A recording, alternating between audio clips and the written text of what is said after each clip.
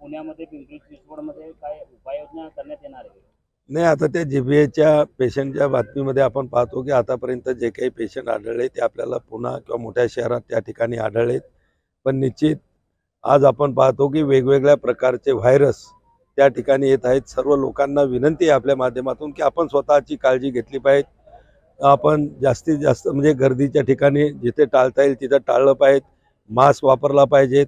हात नेहमी करता स्वच्छ धुतले पाहिजेत आणि स्वच्छता थोडी आपण अंगीकारून आपण असे येणारे व्हायरस असतील किंवा असे साथीचे रोग असतील याच्यापासून आपण स्वतःचा आणि लोकांचा परिसराचा बचाव करू शकतो. केस गळतीला आपण व्हायरस म्हणू शकतो का? कारण आपण व्हायरसचा विषय नाही, ते केस गळतीच्या बाबतीमध्ये सुद्धा ICMRचा रिपोर्ट अजून आलेला नाही आहे आणि तात्काळ हे ज्यावेळेस प्रकरण लक्षात आलं आपण त्या ठिकाणी ICMRची टीम दिल्ली आणि चेन्नईवरून आपण त्या ठिकाणी 8 दिवस मुक्कामी ठेवली. त्याच्यानंतर आपण आयुषचे सुद्धा आयुर्वेद असेल, होमिओपॅथी असेल, युनानी असेल यांची टीमसुद्धा आपण त्या ठिकाणी 8 दिवस ठेवली आणि आज जे आम्ही रिपोर्ट घेत आहोत तो या आयुषच्या टीमांनी जे औषधोपचार केलेत तर त्यांचे रिझल्ट अतिशय चांगल्या प्रकारचे त्या ठिकाणी आलेले आहेत. ज्या लोकांची केस गेलेली होती त्यांना नवीन केस त्या ठिकाणी येत आहेत आणि काही लोकांनी ते औषध प्रिव्हेंटिव्ह म्हणून वापरलं तर त्या लोकसुद्धा केस गळतीपासून त्यांचा बचाव होत आहे. आता पेशंट अतिशय कमी प्रमाणामध्ये त्या ठिकाणी पुरवठा होत आहे असं अहवालातून समोर आलं आहे आणि दूषित पाण्यामुळेच आजार फोफावतोय. काय उपाययोजना करणार आहे आपल्याकडून? हे बघा, आपला बुलढाणा जिल्हा हा पहिलाही खारपान पट्ट्यामध्ये त्या ठिकाणी येतो. जवळपास आपल्या बुलढाणा जिल्ह्यातली 170 पेक्षा गावं अशी आहेत की त्या ठिकाणी क्षारयुक्त पाणी आहे आणि त्याचे दुष्परिणामसुद्धा मागच्या काळामध्ये आपण पाहिले की अनेक घरांमध्ये तुम्हाला किडनीचे पेशंट त्या ठिकाणी दिसत होते.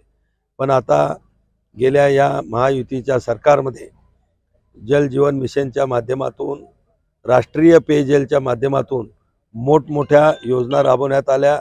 त्यातली जी काही खामगाव, जळगाव, संग्रामपूर, काही थोडंफार नांदुरा आणि शेगाव या तालुक्यातले जे काही खारपान त्या सगळ्या गावांना वान प्रकल्पाचं शुद्ध पाणी देण्याचं काम त्या ठिकाणी सुरू झालेलं आहे. हे जे 103 पाण्याचे नमुने आलेले आहेत ही गोष्ट जरी खरी असली पण हे पाणी लोक पिण्यासाठी वापरत नाहीत. आज अनेक गावाला आपण शासनाच्या वतीनं RO सिस्टीम लागलेले आहेत. अनेक लोक त्या ठिकाणी ROचं पाणी पिण्यासाठी वापरतात. वापरण्यासाठी मात्र हे पाणी काही गावामध्ये वापरले जातं. पाण्याचा अहवाल जो होता नाशिक लॅबचा तो नील आलेला आहे. नाही, पाण्याच्या अहवालामध्ये थोडं नायट्रेटचं प्रमाण काही याच्यामध्ये आपण 11 गावातले एकेका गावचे 3-3 असे 33 सॅम्पल आपण टोटल पाठवले होते 11 गावातले. त्याच्यातल्या फक्त मला वाटते 14 पाण्यामध्ये नायट्रेटचं प्रमाण थोडं जास्त होतं. पण ते एक जास्ती आता 4 ते 5 दिवसामध्ये ICMRचा रिपोर्ट येईल. परत आपण आता एम्सची टीमसुद्धा आणून तिथं ठेवलेली, मला वाटते बहुतेक काल किंवा आज आली असेल. एम्सची पण टीम बोलवलेली आहे. आता कर्मधर्म संयोग म्हणा काय म्हणा ते विभागच केंद्राचा माझ्याकडं आरोग्याचा असल्यामुळं आपण सर्वतोपरी त्याच्यावर लक्ष ठेवून आहोत. त्याचं संशोधन झालं पाहिजे आणि खरं म्हणजे हा आजार कशामुळं